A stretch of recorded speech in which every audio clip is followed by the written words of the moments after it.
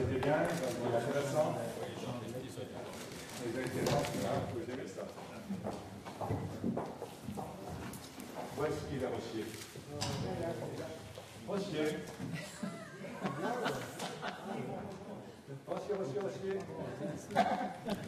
Rossier. Vous écoutez pas? Je comprends que tu ne confie pas à mon charme. Parce que la concurrence est là. Bonjour, Voilà, allons-y. Mesdames et messieurs, nous passons au troisième thème du jour, la révision de l'AI, nouvelle étape dans l'assainissement durable de l'assurance invalidité.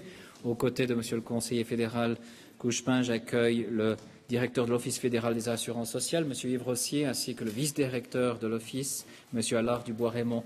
Monsieur le conseiller fédéral, vous avez la parole. Mesdames et messieurs, tout d'abord, merci à l'aile gauche, vue de mon côté, d'avoir eu le courage de rester pour discuter de problèmes qui sont quand même relativement importants, puisqu'il s'agit de ceux de l'assurance invalidité. Vous vous souvenez que quand le Parlement a voté l'augmentation limitée dans le temps de la TVA pour l'assurance invalidité, nous voterons là-dessus au mois de septembre, il avait aussi exigé de nous qu'avant la fin 2010, on présente une réforme supplémentaire de l'assurance invalidité. On a réfléchi et on réfléchissait depuis longtemps ce qu'on pouvait faire pour améliorer encore le système et le résultat est là. C'est une première partie de la 6e révision que nous avons adoptée ce matin en vue de la consultation que le Conseil fédéral a adoptée.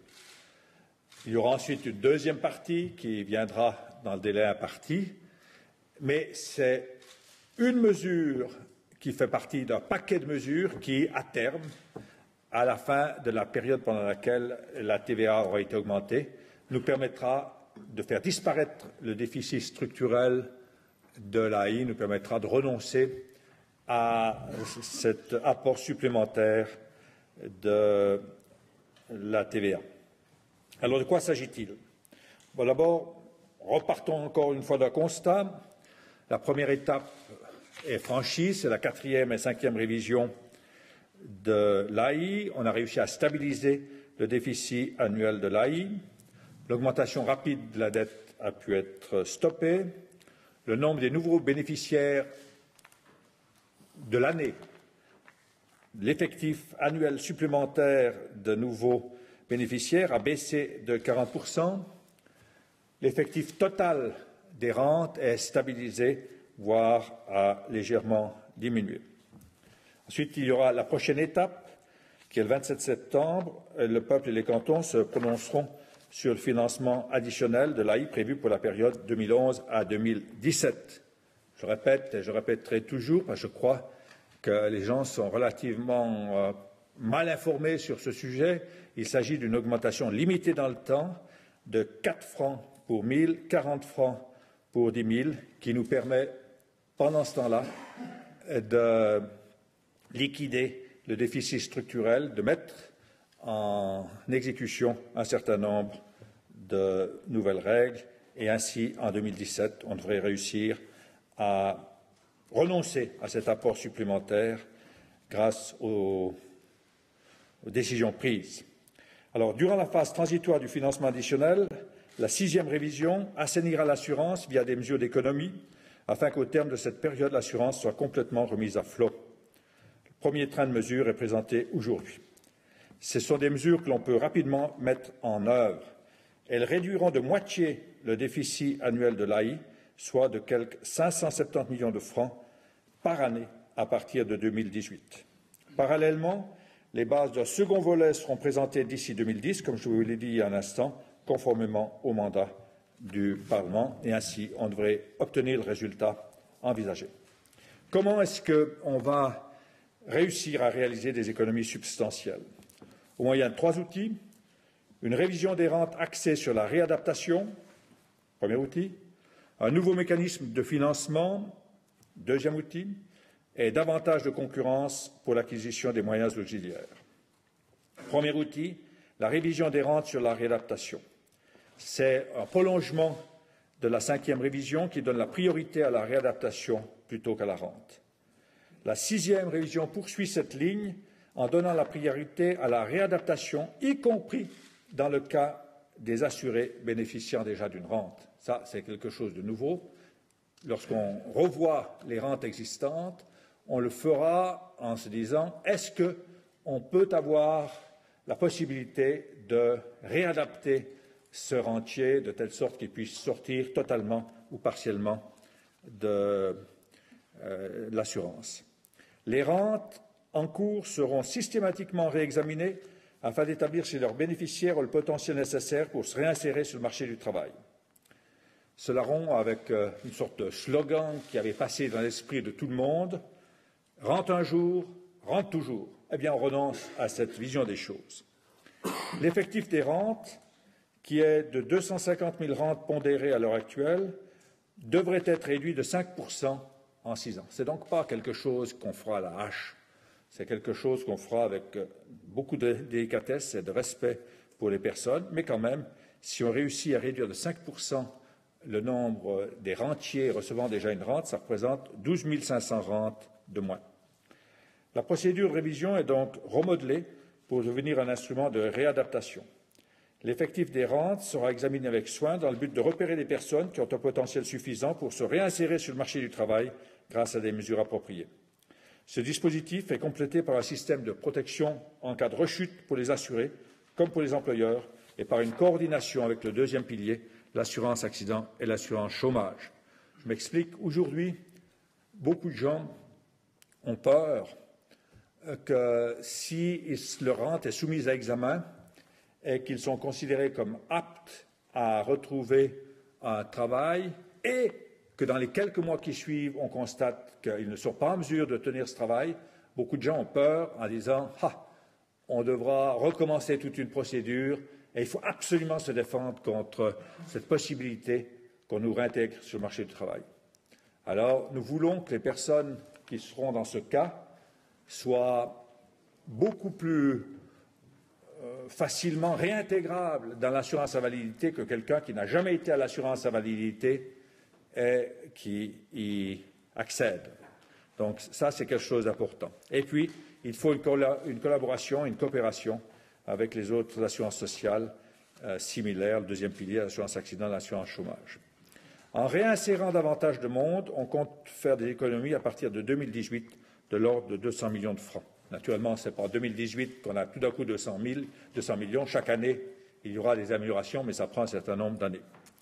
Deuxième chose, le mécanisme de financement, qui déterminera la contribution de la Confédération non plus en fonction des dépenses de l'assurance, mais de l'évolution économique générale.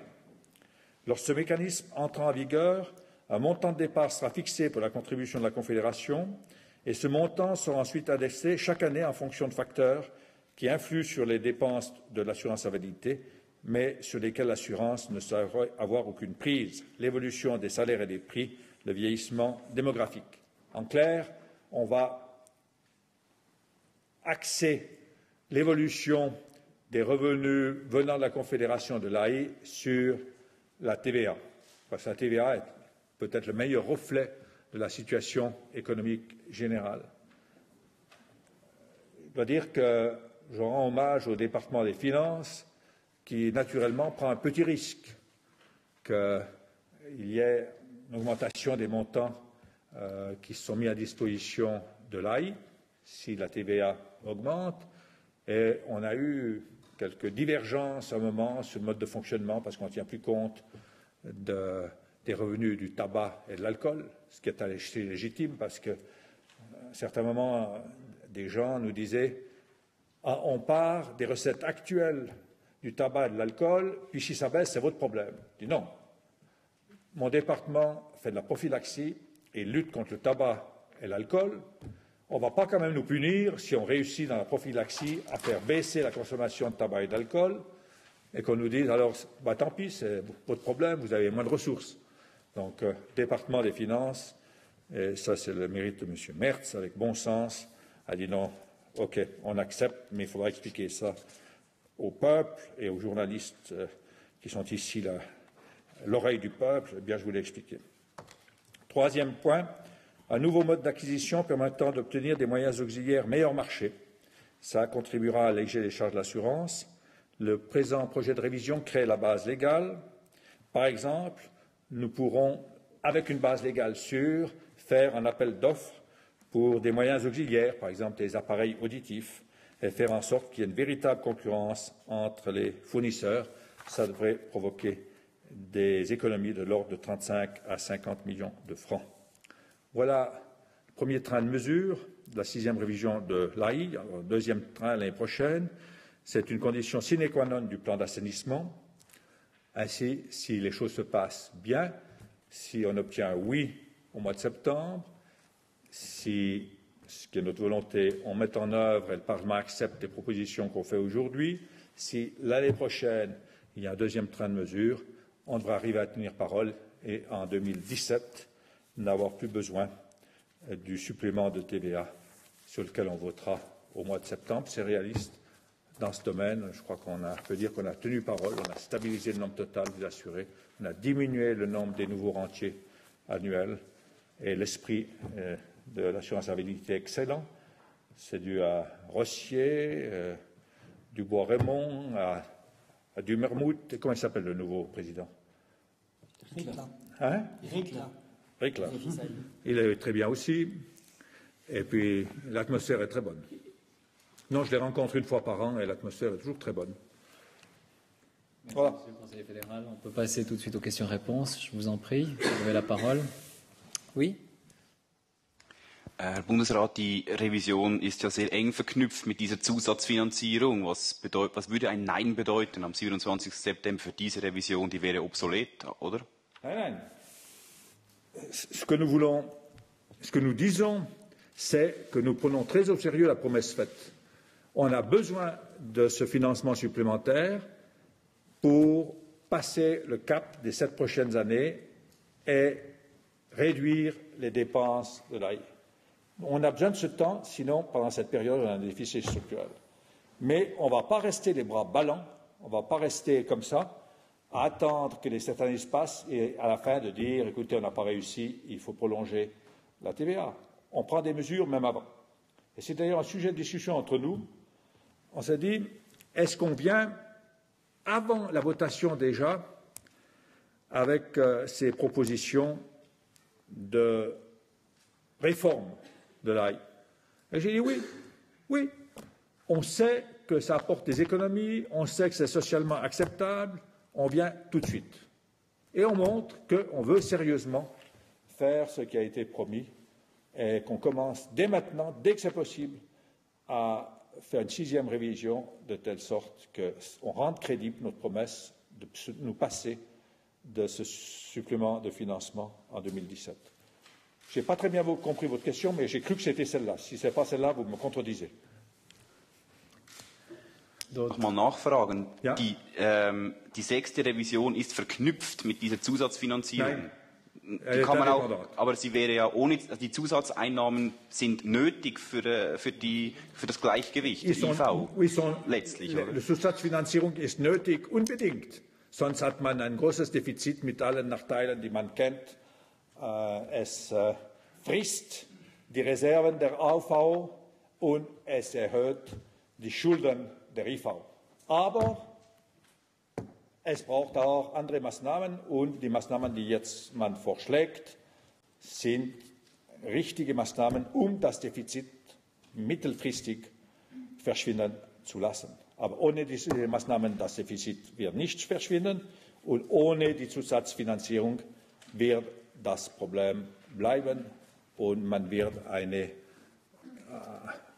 Katastrophe mittelfristig vorbereiten für die AV und für die IV, wenn man nicht die Zusatzfinanzierung akzeptiert.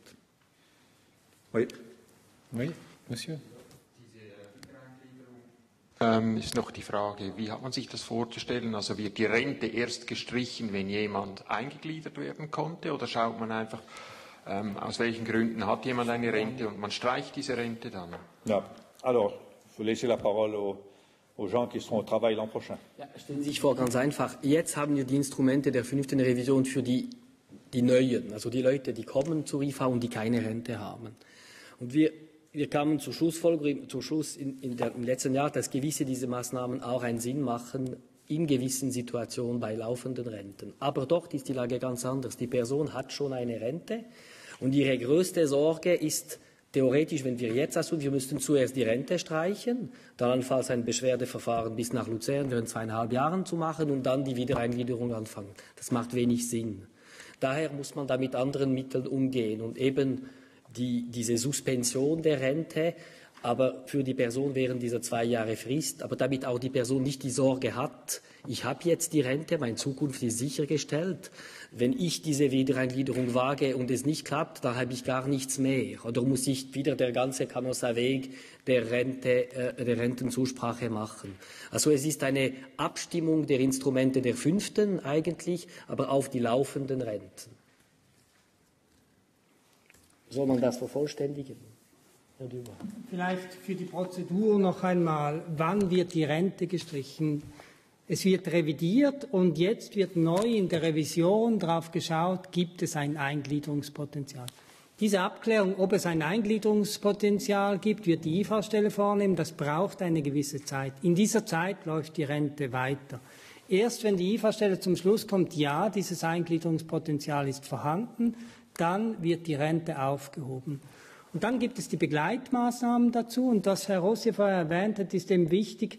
Jetzt findet diese Person einen Job und das Risiko aber, die Krankheit lebt wieder auf oder ich verliere den Job. Und dann haben wir erleichterte Bedingungen für das Wiederaufleben der Rente.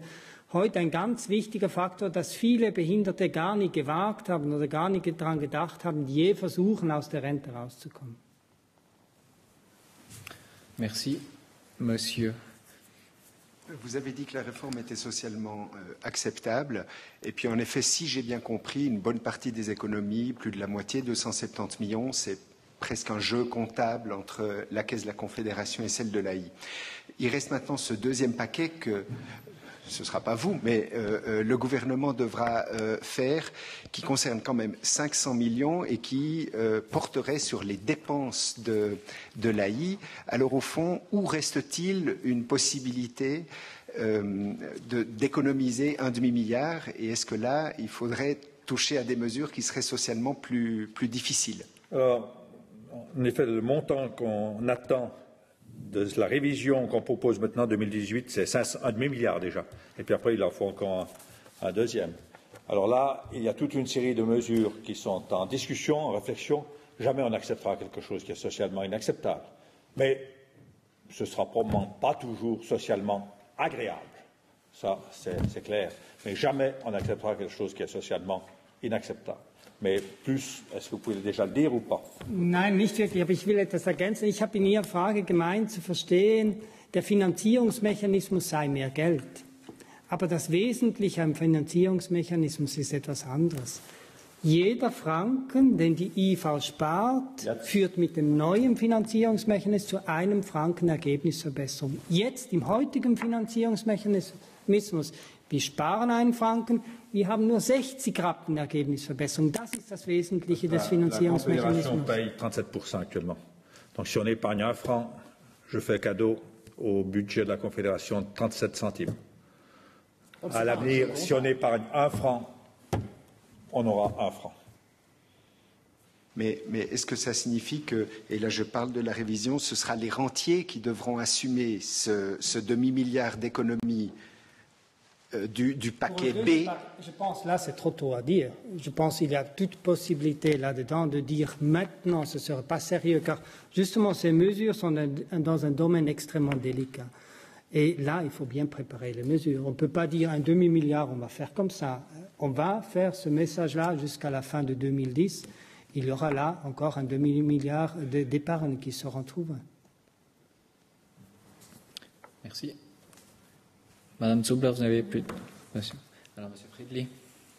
Ja, diese Revision fällt ja jetzt in eine der schwersten Wirtschaftskrisen der letzten Jahre mit einer hohen Arbeitslosigkeit. Ist es denn realistisch, die Ziele, die Sie da für die Wiedereingliederung setzen? Und noch die zweite Frage, wenn Sie von Wiedereingliederung sprechen, da gibt es ja vielleicht dann das Potenzial, dass jemand dass man bei jemandem sagen muss, eigentlich könnte er arbeiten, aber er findet halt keinen Job, weil die Wirtschaft es nicht zulässt. Wird der dann in die Arbeitslosigkeit abgeschoben? Oder ça, c'est l'éternel problème de l'assurance invalidité. C'est évident que c'est plus facile de trouver des moyens de réintégrer les gens lorsque l'économie boom que lorsque l'économie négative. Mais on a beaucoup affiné au cours de ces dernières années les moyens et on voit qu'avec une certaine sensibilisation des employeurs, on arrive à trouver du travail pour des gens qui sont réintégrables. Ces mesures, si elles sont acceptées, elles entrent en vigueur au plus tôt au 1er janvier 2011, au plus tôt. Parce que maintenant, il y a l'affaire Nemlassung, après, il y a la navette parlementaire, et après, encore le délai référendaire, et après, il faut avoir les mesures, les ordonnances, donc c'est plutôt mi-té 2011 ou début 2012 qu'elles entrent en vigueur. Bon, qui peut dire quelle sera la situation économique à ce moment-là? Je pense qu'elle sera meilleure que la fin de cette année. Mais, vous savez, quand les choses vont bien, on ne voit pas la nécessité de faire des réformes. Quand elles vont mal, on voit la nécessité de ne pas en faire. Il faut avancer. Et on a promis. Mais oui, Monsieur Rossier. Es ist auch eine allgemeine Behauptung, die stimmt halt nicht in der Vergangenheit. Also die Ausgaben der IV, die sind immer gestiegen, ob in guten oder in schlechten Wirtschaftszeiten und mit der gleichen Regelmäßigkeit. Total konjunkturfremd. Der zweite Hinweis, der Sektor, der die größten Kosten verursacht in der Schweiz, ist der einzige Sektor, der nicht dem Wettbewerb und der Krise ausgesetzt ist. Es sind die öffentlichen Verwaltungen. Dort sind die größten Kosten. In Anzahl Renten Nummer 2, kurz nach dem Bau. Aber dort beim Bau sind den Renten im späten Alter 58 oder 60. Bei der öffentlichen Verwaltung sind es meistens in jüngeren Situationen. Und ohnehin, auch wenn der Arbeitsmarkt schwieriger wird, dann ist es umso mehr ein Grund, diese wiederum zu professionalisieren, sich doch mehr Mühe zu geben. Das scheint mir ohnehin gegeben. Aber die Vergangenheit erlaubt keinen Zusammenhang zwischen Wirtschaftskrise und Steigerung der Anzahl Invaliditätsfälle oder Invaliditätskosten. Bisher wenigstens war es nie der Fall, seit Gründung dieser Versicherung. Voilà. Est-ce qu'il y a encore une dernière question? Bon, ça va bien. Ce ne semble pas être le cas. Merci à tous. Bon après-midi.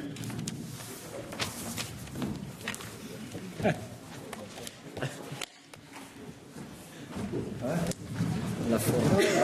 Attends. Je vous explique, attends un instant.